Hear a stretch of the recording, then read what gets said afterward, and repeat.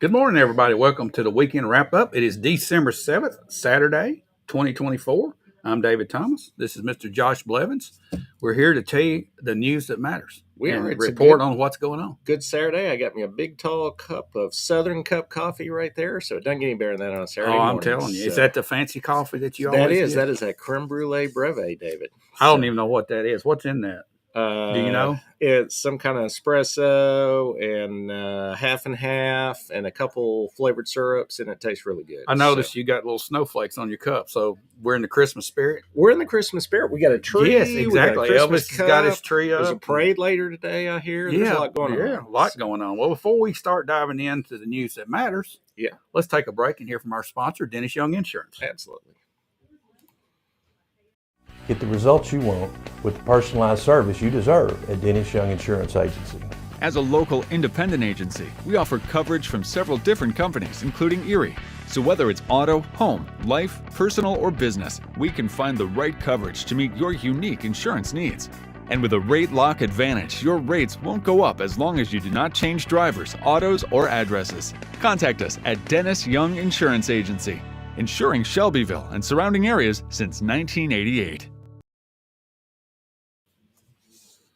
Welcome back into the weekend wrap up here on December 7th on Saturday. And Josh, I know you're about to dive in and tell us all about the news that matters and what's taken place the last week. A lot of stuff happened this past week. Festive, okay? Festive week. Yeah, and before we do, we want to give a shout out to Mr. Steve Jordan and Ms. Connie Hasty. Thanks for watching, guys. And I know there's several others have tuned in, but we want to give a shout out to them because they gave a shout out to us. Now dive in and tell us what has happened this past week. What Josh. happened this week? Well, Tuesday we had a big build up for week, so the big Christmas extravaganza. So Tuesday started about 3:00. They started. It was colder than cold out there, so I was a wimp and didn't show up to about 4:30. So I didn't want to freeze to death. But it was a great event.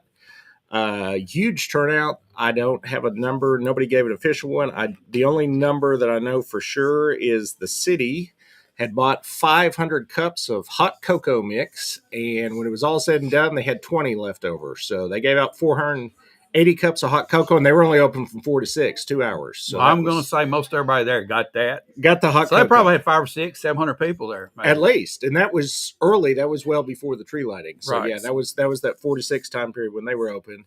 I heard somebody, and this is not official, it was somebody in the county just said they looked out and they were guessing a couple thousand, maybe as many as 3,000, right at the height of Really? the most. Because it was before the actual lighting, it was wrapped all the way around the square. So you had like the reindeer, they were back in the corner by Glass Hollow. Santa Claus in the North Pole, he was up by Calvin's place at Torso. So it was very spread out and a lot of room, and it was full of people. So it was good. It may just have been in the hundreds. I don't know. I didn't sit there and count everybody. So, but it was a good turnout. We've got, if you go on our Facebook, there was a company there that filmed everything that happened on the stage pretty much. So there's a 2.5 hour YouTube video if you really want to see everything that went on.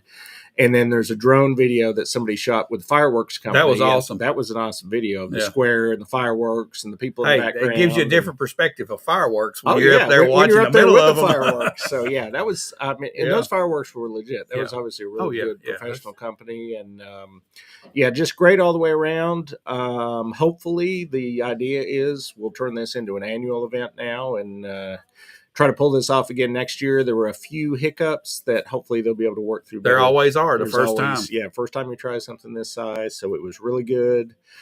Great turnout. And if it had been 15 degrees warmer, it would have been, I mean, you probably couldn't have walked around the square. It would have been that busy. So what about the parking situation? Did the Big Springs parking lot, was that the go-to? That was the go-to. They had the thanks to Nearest Green, gave them let them use their little trolley shuttle. That thing was going back and forth all night long. I saw it, constantly moving up and down that hill. Yeah. So I think that worked good. I didn't hear anybody complaining about the parking, so I'm assuming it all, worked out okay. So no, good event. It was great to see the city and the county and everybody come together because we're going to immediately take an about face because this was Tuesday night. I was there. I don't know. Got home about 9:00, went to bed, get up in the morning, and what's the first thing we had Wednesday morning was court with the city and the county appearing before the judge, arguing this lawsuit that has been going on for far too long. This was Chancery Court. This was the first actual hearing. Everything so far had been paperwork. One set of lawyers fires a set of paperwork to another set, and they fire it back and forth and back and forth. And now we finally had a hearing. One or both sides to me seem to be arguing they'd like summary judgment, which means they just want the judge to look at all their paperwork and say, hey, I've looked at it. This is how I feel it is. I heard from one attorney not connected to the case that said summary judgment is hard because the side that loses doesn't really get their day in court if you do that. So it's got to be very cut and dry for a judge to issue summary judgment, because at that point, there's not been any witnesses, called in front of the judge. He's had depositions and stuff, but he's just looking at a bunch of paperwork versus having an actual court trial. So he set a date for a trial, March 17th to 19th, but he said within 2 weeks he will rule, and it's possible he could give summary judgment if he looks at all the paperwork and says this is just, too obvious. The big argument, I'm not a lawyer and don't play one on TV, but from what I gather, sitting there in the courtroom for about an hour and a half, the big argument, I'll read this to you, David, and you give me your layman's interpretation. I'm not a lawyer either, yeah, but neither am I. But this is what they're arguing over. This one piece of paper is the entire. Right. This is the entire agreement that we've had for 50 years, and just word for word, right off top, City of Shelbyville does hereby relinquish. Remember that word. relinquish. To Bedford County, Tennessee, the city's share of the 1% increase in local sales tax. And then there's wording that doesn't matter. Subject to the following conditions, which conditions Bedford County hereby accepts.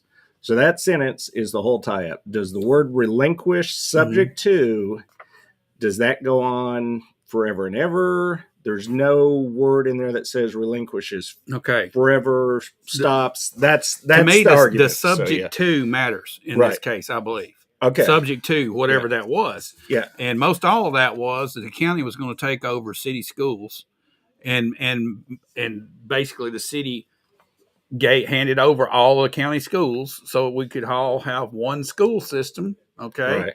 And it made a lot of sense at the time, and it still does today. Yeah. So real quick, the 5 subject twos, 4 of them, they pretty much agree don't matter. The only one that still seems to be in play is the 5th. It was actually number 2 on the list, but all funds relinquished by the city of Shelbyville shall be used solely and exclusively by Bedford County for educational purposes. If So they're that's- checking that box right there, that's the box they're looking at. if they're checking that box, there's Yeah. no case. That judge should be able to look and see if they're checking that box and rule on this and get this over with. I mean, this we went from Tuesday night kumbaya Yeah. to Wednesday kiss my hiney. Okay, That's not good, Right. and it's not a good environment for the citizens of Bedford County and the city of Shelbyville to be in. Right. And it's not good that we're spending money on an attorney when they could have gotten a room and said, well, this is what the thing says and nothing's changed. Let's go about our business. All right.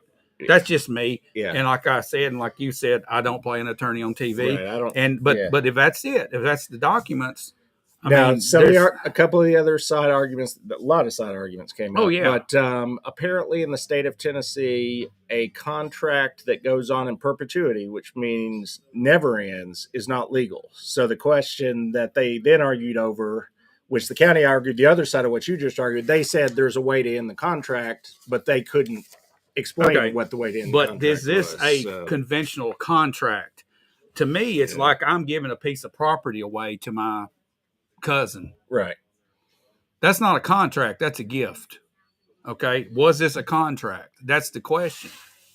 I think everybody's agreeing it is at some level of contract. So, and I'll just quickly, not to pick a side, but unfortunately, I'm working for the You're city. working for the So city. I know, I'll I give you know. the city side real quick. The funds relinquished for educational purposes, as was discussed in the courtroom as well. For the past 2 years, for sure, that they looked at the numbers. These funds from local option sales tax go into what's called debt service, which we've talked about that a lot on the show. So it goes into a debt service account to be used to pay for loans that are taking out on capital projects, both at the general level, like the new juvenile center that they're building, Right. and also education loans like Cartwright that was just built. Okay. So and the argument from the city is the last 2 years they've not needed any of this money to pay any of those loans. It's going into fund balance and just earning interest and just sitting there. They're not actually physically writing checks from this. So out this to is pay for pretty schools. simple. So, If that's yeah. the argument, Yeah. then let's go back and take those 2 years, allocate them into a new fund that's dedicated for capital projects and education only, Right. and do that going forward. And then everybody's happy then, right? If that's the subject, that's the big problem. You would think, but you got lawyers involved, David, and you know it's never that simple. So we'll see where it goes. We'll know in a couple of weeks if it's going to trial, and then at that point, as you can imagine, I don't even know because they didn't mention it. And unfortunately, this is the good thing. As we sit here this week, I'm not legally anything with the city, and I'm able to talk about this freely because actually I tried to sit down in the meeting after the meeting and got kicked out of the room because I'm not. You're not officially sworn in. I'm not officially anybody, but Well, let me ask you after this Okay, Thursday, okay. I have to be very careful what I say. Okay, then because I of have- what? Because we can go into that too. Because of attorney-client All right, privilege. okay. Attorney-client. Who's the client? As you and I would both argue, the client is the citizens of Shelbyville in Bedford County. Who's paying for it? That's the client. They're the client. Okay. Yeah. We should have updates on this. All right. And I get we don't want to leak out our secrets to the enemy. Okay. Which is ourselves. Exactly. Yeah. So I mean, everybody's Right. client. Everybody's the client. I mean, if I'm a resident and live inside the city limits, or if I have property paying city, I'm paying county too. Yeah. I'm myself. I'm suing myself. I'm the client on both sides. Right. This is the most mind-boggling thing I've It's ever hard to seen. wrap your head It around. is. It is like insanity at its highest level. It is. That's It's all. crazy. I'm sorry. I don't disagree. All right, but that's not. Yeah. That's not news. My opinion is not news. So keep on. I'm sorry. Yeah, no, but that's what, and I mean, just to point out, other than the fact, had I not been at this court hearing, you Okay, notice all neither right, side all right. put out an update of what I want happened. to. So, This yeah. is something that I really wanted to dive into today. Connie Hasty brings up a good point here. Okay. She says the city couldn't pay the teachers nor keep up with their bills. Nothing has changed. City still can't pay today. They always say they have no money. Well, let me say this. The city nor the county, the city never paid for all the education, only a small fraction of it. The state of Tennessee pays the majority. Lion's share of this is state Probably and federal money. Yeah. Oh, it's I'm over gonna 80%. say I believe. 83% Yeah. of our money comes from state and federal, and only 17% the county funds. So people complain that Bedford County won't pay teachers. Yeah. We're getting our money from the state of Tennessee. It's this. Yeah, this is state. Okay, money, now we not- set yeah. up our pay schedule, but now there's a state required pay schedule that you have, minimums and certain things that come into play. And I don't know all the details of it, but I know Dr. Garrett was going over some of this, and she put a good diagram up a couple years ago about Budget 101, and it showed that our county only pays about this percentage, Yeah, small percentage. of small it. percentage. So the Yeah. city nor the county has No. ever paid for our education. It's No. our state that It comes does. out of state. Now yes. we do what 12, 13 million. 13 million in combination of property tax and some of the local option sales tax It's goes 68 directly cents, into right? the, It's like 68 yeah, it cents goes out of our directly tax. into Goes. the Okay. 141 For school us to fund. pay, Yeah. our property tax would probably have to be up in the $6 range for us to pay for Oh, our for us to pay budget. 100% of education. Absolutely. Yeah, So it'd be our crazy. county does not do it, and there's so many people out there that think that our county is just tight, Right. and we don't pay because we don't want to pay higher property tax. It's our state of Tennessee, and the federal money's got strings attached to it everywhere. Yeah, and it varies. It's all over the place Yeah, from year to Yeah, year. but Depending I on just wanted to different- point that out. Yeah. But there's so many people that do not understand that our county is not who pays for our education, just a small portion. Yeah, and I saw some of the debate online where people are saying, "We'll give the schools back to the city." Well, at that point, you've Oh, just you set just- up another set Another of bureaucracy. oversight, which is then going to have to pull in the same state Right, money and educate right. the same It kids. don't even make sense. That's not a good move either. So, but the whole thing's a big mess, and we just hope it gets Yeah, cleaned County, up soon. So, Connie Hasty brings this up. I clearly remember. I do too. I was in school at Madison Street School yeah, when this took place, and Madison Street School is where the county property, the county Board of Education sits today. right. The city gave that over to the county back then, and this came up in the debate, I think, It did, yeah. Actually, there was some confusion still in the courtroom as of this week because they didn't have anybody that was actually there from the school system.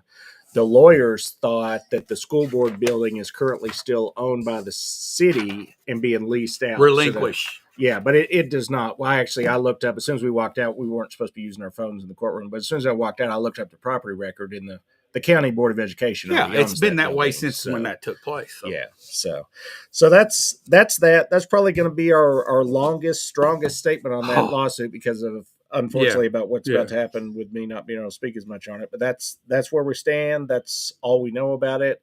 We may or may not have a come to an end in 2 weeks, or this may drag out into the spring. It looks like. I'm going to predict the lawyers are going to keep making money.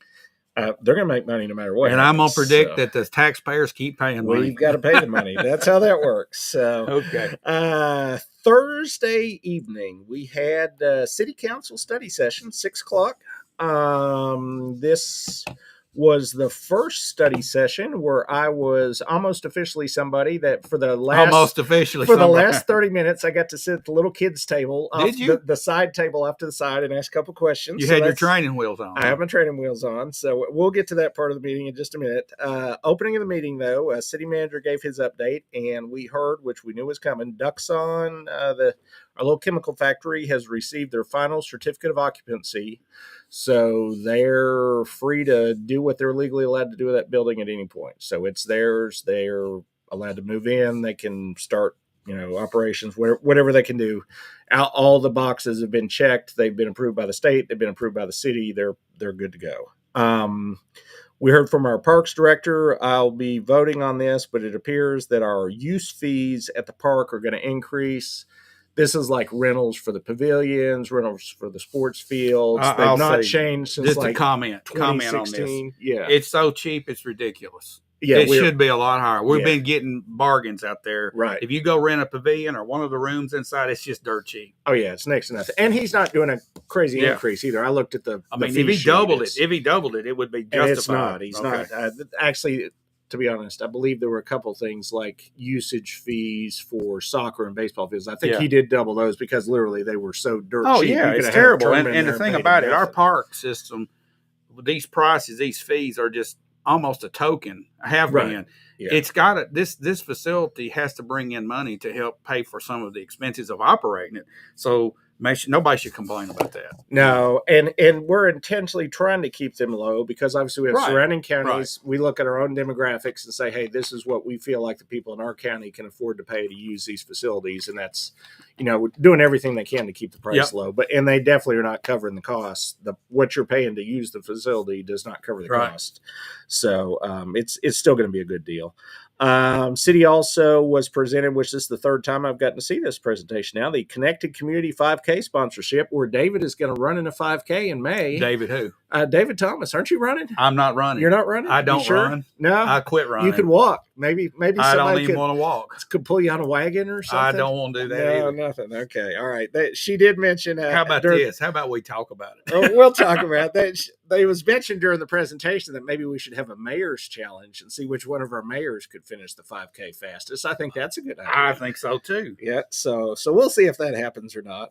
But that's another item that will be up for a vote at the next city council meeting. I would expect the county actually at their meeting is going to vote on that as well. I expect both sides will sponsor that. It's a good event. It's going to raise money for schools, education, and a number of other nonprofit initiatives here. So it's a great thing.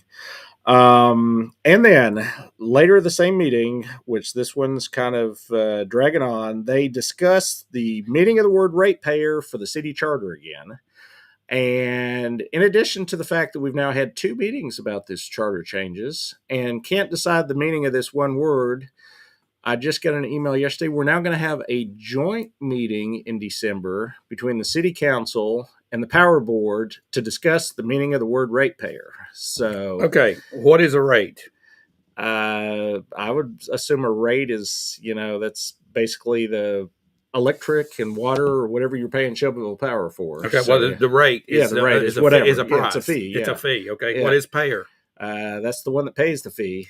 So, okay, believe it or not, we've got this word all twisted up. So, okay, yeah, all right. This will be the third independent meeting that's just Okay, still so doing this. but this is an important reason they have to have the definition is because it's going to be a change in our charter, right. and that definition has to be clear as to who that is. Who's a ratepayer, because a ratepayer can sit on the Power and Water Board, which apparently is an important board in an important position. So Okay. apparently, a lot of people want to sit on that board. Okay, So you they're can trying be to, a property owner and still be a rate. You could not have property in the city and still be a ratepayer if you lease a building. You could, yes. Okay, that's probably where the definition is going to try to be defined.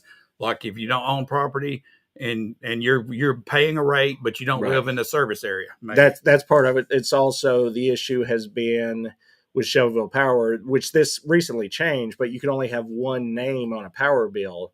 So if, for instance, a husband went in and signed up for power service, but his wife was really the one that pays the bill every month, is she disqualified because her name wasn't on the bill to begin with? And that was kind of the debate.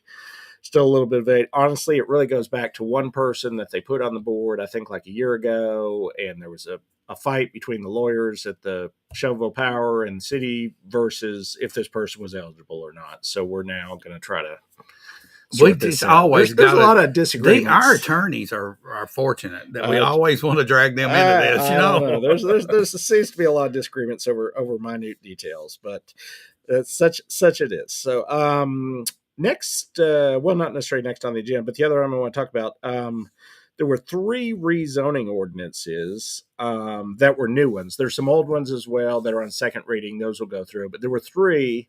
And I actually got into, we'll call it a discussion, possibly a debate with our planning director on one of those.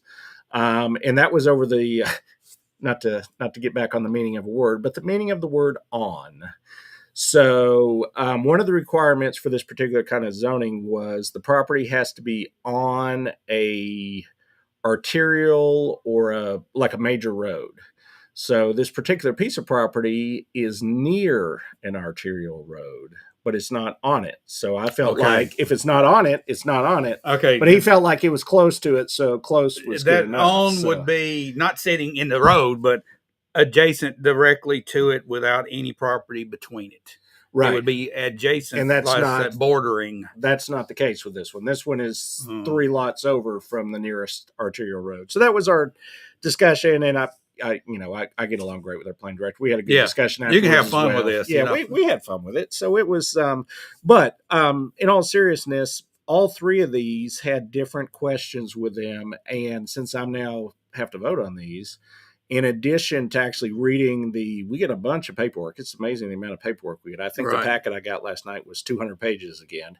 But I actually went out Friday to this piece of property and drove up and down the road twice and in from actually the side accesses. And there's 2 other ones that are not as controversial, but I'm going to go to all 3 of them. And I want to actually look at them with my eyeballs. It's different looking at them on Google Maps or, they give us a printout with property, squares and whatnot, but I'm going out and looking at them just because for me, I want to make sure I've done what I would feel like is my due diligence to actually look at them before I make a final decision. Okay, these ordinance changes, are they going from like commercial to residential or from residential to commercial? No, these are going from low density residential up to higher density. This is our theme. High density is our theme these days. Yeah, and that's why in this particular one that we had the little bit of discussion back and forth on, the reason the requirement is, or the it's not even called a requirement. I don't know what they called it in the actual wording, but the condition to go to this higher density, the reason they wanted it to be on an arterial road is if you're going to high density, you want all that traffic to have somewhere to flow to. You don't want it on, a small back street or something, just feeding into an alley or whatever. Yeah. So that's the reason the condition was there. That's the reason I felt like the condition was important. The planning director thought that it was close enough to a main road that it wasn't as important. We're not going to agree on everything, but again, I great respect for a planning director, and he does a great job, and so does the department. And I've not made a final decision on either 3. Like I said, I want to go see the other 2 properties and actually look at them with my eyes, and then I'll have to make some kind of decision and vote on them on Thursday. You do a lot of homework these days, don't you? There's a lot of homework. It seems like there's more homework than I thought there might be, but just, you got to do it. I signed up for it, so I got to do it. So another thing I brought up at the meeting, I just wanted to clarify a little bit, let me just say, stepping backwards, getting to sit even at the little kids' table it's different sitting in the audience and watching these meetings and then actually trying to be in the meeting. When you get like 10 people around in a circle and they all want to say something or have something to say, it's hard to get a word in edgewise sometimes. So I asked a question there, and I wanted to, and we talked about last week, I just want to clarify why I was asking it. They're looking at getting a grant for the TAC and radios for the fire department, which I'm for Okay. 100%. What about Yeah. police? Just the fire? Well, just the fire for now. That's where I'm going. Okay. Yeah, that's All where right. I'm going. Talk about the nature of what these are. Yeah, these radios are expensive, which we found out as the county adopted them. And I just want, the reason I asked the question, just to find out the cost of the radios. One, because I'm curious, how much the actual, I've heard anywhere from $5,000 to $8,000 thrown around as a dollar figure. I don't know the actual real dollar figure per radio. But just so that looking forward, I mean, for this grant, we're only paying 10%. That's all good and well. But going forward, we've now got to, every time we bring a new person on, we've got to buy one of these radios. So we've got that cost going forward. And then now, if we do this with the fire department, we very soon after are going to need to do it with the police department. So we got to think of the money involved for the police department. And then as we had officers in the police department, we got to have these. We just need to be thinking further ahead than just the one grant. Here's the question. Yeah. Okay. So does each fireman have one of these radios on their side, or is it per unit, the mobile units, or? That is a question I would like to have asked, but again, we were kind of running late, and I was hard to get a word in. So I didn't get into that question. But I think in fire, and this is just me thinking as, not knowing anything at all, just logically thinking, I would imagine in the fire department, yes, while they're working, they would have a radio on, but I don't know that a firefighter necessarily takes their radio home. Maybe they have a set of radios and each shift uses the same set. I don't know that for a fact. That's just my guess.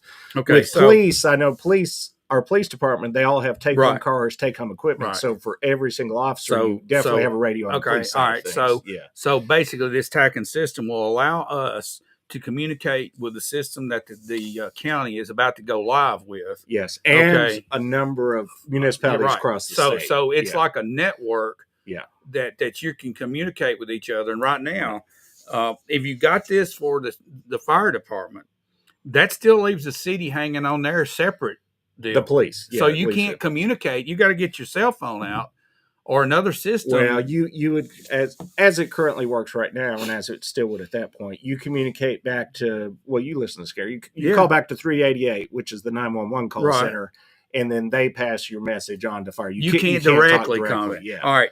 The strategic advantage would be to be able to communicate directly. From Bedford County Sheriff's Department to Sheville City, direct from officer to officer, instead of going through that's basically it's not a repeater, but it's a relay system with people involved. But this direct communication would be awesome. And it just makes sense to do this. But the cost of it, Josh, is what's going to be bad. Yeah, and that's where we're getting a grant for this one. So we're only going to pay 10% on this. And that's, I'm sure, what we would look at. We'd probably wait a year and look at the same thing on the police department the same way, try to get a grant. But once the grant is done, again, on the front end, you then are left with the equipment costs going forward every time you add a person. And the repair on this stuff is not cheap. I wouldn't think if you've got a $5,000, $6,000, $7,000, $8,000 radio, it probably wouldn't be inexpensive to fix it. Now, and some other positive, just a side thing that I heard from speaking with the one of our fire chiefs, just a cool thing, which you expect a lot of cool things when you get an $8,000 radio. Yeah. But if you've got a firefighter actively fighting a fire now, if he's got this new TACAN radio, the TACAN radio is connected by Bluetooth to the air pack he's wearing.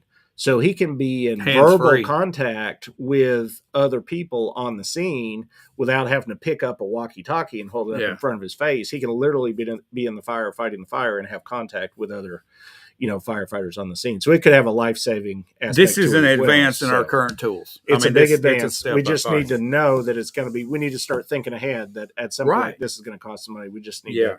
This is one of those things. Well, you don't want to be surprised in 2 years when you get the budget and you see this line item for equipment. Like, where did this big equipment? I see no point in doing this though, Josh, unless you can get your Sheville PD on the same thing, because you need to have a massive net. Everybody together in this county can communicate like that. And I think we'll get there. I think it's probably, they're not even guaranteed to get this grant, but assuming the fire department gets this grant, I would assume the next year the police department would immediately apply for a grant, and then hopefully they could get the grant. It could be in a 2-year process. Maybe we could pull it off if all the pieces fell together. So Because again, without the grant money, it's a big expense. To try to, well, the county did it through the COVID money. they did. They got It was a between $5 million. $5 $5 million. Yeah, and that was That through a is federal grant. that is a so. big. That's a high dollar radio system. It's a $5 radio. So yeah. But just wanted to clarify that because I only got to ask a brief question at the meeting. I didn't want somebody to think, oh man, he hates the firefighters. He doesn't want to pay for the radio. That wasn't it. I was just wanting us to think, think more long term. So, and then the final thing at the meeting that I just want to bring up was, and this actually probably happened earlier in the meeting, but we got the first set of bids on phase 1 of the Riverview District. What this is the first half of the new parking lot they're going to put in front of the Fly Center. It had all of that work plus some of the beginning of burying some of the utilities back in that corner. So it came in higher than they were hoping. So, but the low bid they only got 2 bids was the other concern that was mentioned, but the low bid was $575,060. That does fit within the budget. We had $750,000 in this year's budget for this project. So they'll probably, I would imagine, go ahead with that, and I'll be voting on that as well on Thursday. So, then real quick, Friday, we got the monthly police stats from our city police department. They had 2,025 calls overall, which was very similar to October. Continue to have an amazing response time, less than 4.5 minutes. DUIs ticked up just a hair from 14 the previous month to 16. Man, let me ask you about this, Josh. Yeah. 14 to 16 DUIs in an entire month in Shelbyville, Tennessee. In the city limits. In the city limits. Yeah. That just seems a low number to me. Yeah. I mean, honestly, it does. Honestly, if you've driven down Madison Street. I'm going to be honest, David. I'm getting older, and after dark, I'm generally home. Okay, so, right. but I'm I'm talking about this broad daylight. Broad daylight. It may be. I mean, I've seen some of the drivers. I mean, sometimes I think they're drunk, guess but I don't know exactly. It's probably it may just be bad driving. No, what it is? It's phones. It's just right here. It's last night. My wife and I took our grandkids on a little excursion, and 2 or 3 times just driving down 231 North. Cars were swerving over into the lanes. I said, guarantee you this is texting. Yep. We got by and she looked in the window. Yeah, he's texting Looking and at driving. Over on I-40, another one, texting and driving. It makes you look like a DUI. It makes you look like you're drunk. It's worse, really. Yeah. And the reason that people, I mean, not to harp on that too much, but we honestly should. The reason people do that is because our fine for that is ridiculously low. So if we would up some of the penalties on some of that, you might be able to. I mean, if you had to look at a $500 fine or something, if a police officer saw you doing that, you might think twice before. There's a way to stop this. Yeah. If the phone companies built in a GPS measuring device that when it was moving 20 miles an hour or more, it would not function, that would stop it. Actually, Apple has that as you can set that on your phone to do that for you automatically, but people it's don't. Not going to be set automatically. Yeah, Josh. And honestly, having it forced is probably not. And I'm not a control freak. I hate government control. Yeah. You know that over our individual lives. But this is a legitimate safety issue. Oh, it's a major safety. Yeah, I mean, all the time you see it. People driving down the road on their phone. It would make more sense to me than even a seatbelt law. Really. Yeah. Because you're not. You're endangering other people when you're doing this. Yeah, and you see it all day long. To me, it's as bad as a DUI, Josh. Yeah, all day long. But anyway, sorry to go off on that. But the DUI just triggered that, and that just seems like a low number. Yeah, it seems like maybe there was more than that, but that's how many they caught.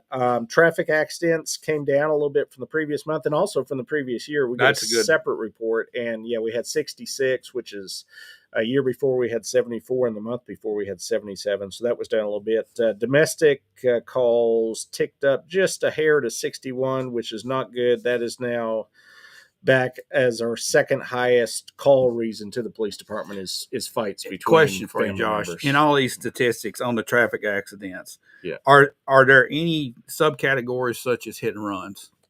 Not on the report that we're getting. So no, I tell you, there's a lot of that. We have a high number of hit and runs around here for some reason. Yeah. Yep, I hear that as well. Inside this is city again as well. We had 153 adults that were arrested and sent to our fine county facility in the month, and then 10 juveniles arrested, and That's really about the only stats that stood out to me. So, just again, great job by our police department. And This has to be one of the lowest response times in oh the yeah, state of Tennessee. yeah. Still, it's crazy that you can call and get somebody in Yeah, less than I 5 mean, minutes. and the traffic's So, not that easy to maneuver around here to begin with. no, And we're spreading out. we're getting further spread out. Yeah, our city limits are not what they were 25 years ago, yeah, and there's a lot more ground to cover. To be able to do this in less than 5 minutes is phenomenal. yeah. They're doing a great job. So, and with that, I think that's really all the news I had from the past week that we're going to cover today. So, I think before we talk about next week, maybe we'll hear from our sponsor one more time. Yeah, we want to thank our sponsor, Dennis Young Insurance, his fine crew out there. Let's hear from them, and we'll be right back. Yeah. Get the results you want with the personalized service you deserve at Dennis Young Insurance Agency. As a local independent agency, we offer coverage from several different companies, including Erie. So whether it's auto, home, life, personal, or business, we can find the right coverage to meet your unique insurance needs. And with a rate lock advantage, your rates won't go up as long as you do not change drivers, autos, or addresses. Contact us at Dennis Young Insurance Agency, insuring Shelbyville and surrounding areas since 1988. All righty, Josh, what's upcoming? Today, Oh, 4:00, yes. we got a little parade marching through town, and I hear we might be live streaming it. Yes. Starting about 3:45. Yes, What's going on? honestly, we'll be down there testing earlier, of course, Right. make sure we get our hookups and all. But we're going to be in front of the Shelbyville Animal Hospital right there on Main Street, right at about the center point of the parade. Right. Great location. We set up last year and did it. We had terrible internet connection, was still able to live stream without interruption. Yeah. And there was some rain going on last year. If you remember, remember this, that, the weather's going to be good, probably going to be around 48 to 50 degrees at parade time, going down from there as it's getting dark. So the weather's going to be good for people to get out as long as they bundle up. Yeah. And it's going to be fun for those that can't get out and watch. We're going to do that live stream. We'll start at 3:45. Yeah. And Tina Corley, along with Neil Gordon, will be hosting that. They did a fine job, great job last They did a year. great job, yeah. And we look forward to have thousands of viewers. Last year, I think overall we had about 30,000 people view the live stream if they went back and looked at it. But Right. during the parade, it was a large number. But I want to thank our premier sponsor on this. It's Lowry Jewelers. Billy and Sharon Lowry have been a supporter of Shelbyville now for a long time by sponsoring various things, but this is their final hoorah. They're retiring. They're about to retire. Yeah, they're going to retire, and they're going to go into a life of leisure, and they're having a big sale. Yep. From now till probably the end of the year, but especially through Christmas, they've got 70% off on most everything in the store. Is up to 70% off. There's a lot of different variant discounts, but you got to go check it out. Go check them out, and for all bridal purchases, it's 30% off on top of that. So it's a real good deal, and we thank our sponsors. But we will be live streaming starting at 3:45. Yeah, and not a sponsor, but I believe you'll be on United Fiber, perhaps, which should hopefully help with the signal. Should be a little clearer than last year. And that's what we have here, Yeah. and that location has it as well. We want to thank Shelbyville Animal Hospital for allowing us to use providing the their internet. They're giving us their parking lot. We're going to have a tent set up so that we can have a good layout. But that's going to be an exciting deal. Yep, that's today. And then Tuesday evening, County Commission is going to meet at the historic courthouse on the square at 7:00 p.m. Biggest item for me on the agenda I'll be looking at, this will be the vote on the bylaws, which they've been working on since going back to February, I think. So, or March, somewhere in there. Most of the year they've been working on their bylaws, and they're finally coming up for a vote. I think they've talked to them back and forth enough. I think they've come to some bylaws that they're all pretty much going to agree on, but you can't ever tell until it comes up for a vote. So when will this be? In our January commission meeting when it's voted on? No, it's voted on this Thursday. No, this is it. This is okay. the vote. So yeah, if they approve them, I'm assuming they take effect immediately. Tuesday. Yeah, this Tuesday evening they will vote on the bylaws. So, and then Thursday evening, 6:00 at the Old Chamber of Commerce building across from the dinner table is the monthly city council meeting. We discussed some things already here on the show that's going to be up on that, including the rezoning ordinances, the grant for the TACN radios, the bids on the Riverview District, a lot of things. That is a 5.5-page agenda. It's going to be a very long meeting. I believe there's going to be some people sworn into office at that meeting. Yes. Are they It's going to gonna shoot fireworks, Josh? I don't think there's any fireworks What involved. time will that be? The swearing in right at the beginning of the meeting, would it? It's the current council sits and covers all the old business, which shouldn't take 15 or 20 minutes. Moving So, to the new business. and then they do the swearing in, and then we get into the new business. Okay. So yeah, but Well- again, it's a long agenda, so it could be. I actually went back and checked out the 2022 one just to kind of get a feel.